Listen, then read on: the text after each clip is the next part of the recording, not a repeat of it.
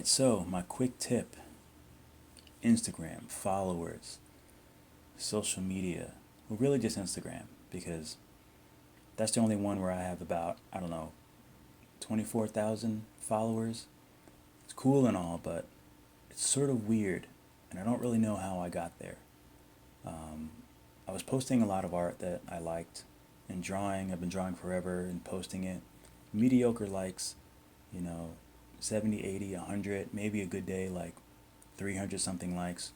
It's cool, it's great. I just thought that's the way it goes. I never really knew how people got to those like massive numbers. I thought either you have to be on TV or you have to be, someone that has a lot of followers has to mention you or something like that. I don't know. But for me, once I started, for me, it was drawing animals. Once I started like drawing animals, I noticed that my numbers sort of ticked up, and also hashtags. That's basically the two things that it was. Like I kept looking at posts that had a lot of likes and similar artwork that I did, and I would see what hashtags they used. And so then I would use those hashtags. But I had to like sort of, it was sort of like a recipe. Like I had to figure out which hashtags worked because some combinations like worked really well, and and it was great. And like I noticed like big growth, and then I started doing more animals, and then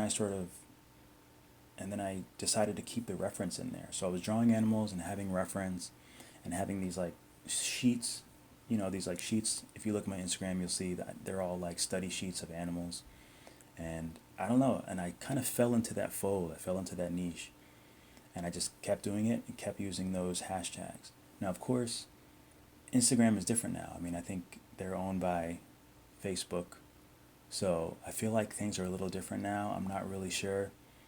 Um, I don't know what the rules are with the hashtags. I still use them, but my biggest mistake that I made was switching my profile to a business profile because I wanted to put links to all these videos that are on YouTube and Instagram. So I was like, oh, well, I have more than 10,000 followers. I can make a business account.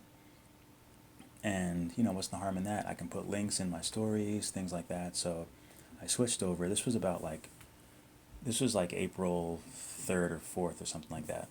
Um, so I switched over and my followers just like dropped off. Not my followers, my likes. And I could just tell that they shoved all my. I had a few like top posts like artistry is life, a few like random like hashtags. I was on like the top posts and I'd been there for a long time. Once I switched to a business profile, when they pushed all my posts like down to the bottom, my reach was like nothing. Like it was just, I would say my everything dropped like maybe 75%. Like all of my, I used to be able to put a post out and I could tell overnight that, people were waking up on the other side of the world and seeing it and liking. But now it's like there's nothing. And that was solely from switching to a business account. So I guess if you're a business account that they want you to just spend money and they totally cut you off from all the people who would have liked your work, they just say, "Oh, well, if you're a business, then we're just going to make you pay for everything, pay for all your reach." And I'm not, I mean, I'm trying to do this as a business, but like it's terrible. Like I'm not going to just pay for ads, so I switched back and it's still pretty slow. But oh well, I mean, it is what it is. You live and you learn. So I'm back to being a personal profile. So that's just one thing to think about. If you ever get to the point where you're thinking about a business account, like they take away all of the, they cut out all the people that would have liked your work naturally in the algorithms. They push all your top posts to the bottom. It's not good. It's not, I don't know why they do that. I guess to make money, but whatever. So yeah, man, you just have to like find a niche and really like work at it. Like really see hashtags. Also, the time that you post is very important. Like I find that if I post around like noon, then the post usually does better. Or for a while I was doing like 10 a.m., but I feel like 10 a.m., noon, it also depends on the day. Some days, like Mondays, are always terrible for me. Um, Later on in the week is usually all right, but I need to start writing it down and figuring that out. And if you're that serious, then you can write it down, see what does better, see what, see what niche that you can sort of fall into. And and just keep working at it. And it took me like years. It wasn't like I just all of a sudden had a lot of followers. Like, it's like a slow grind until like something just clicked and then it happened. So I'm hoping that it'll cross over and maybe people like my stuff and it'll work out on YouTube.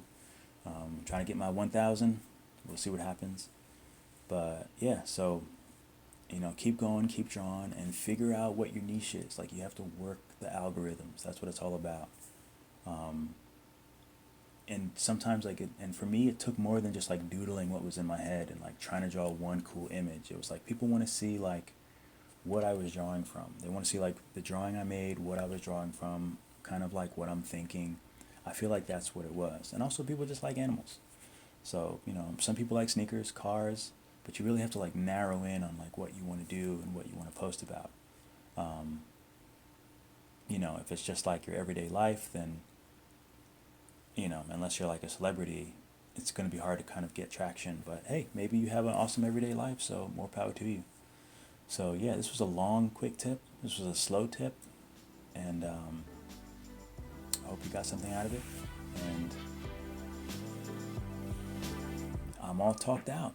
So stay safe, and I'll see you in the next one.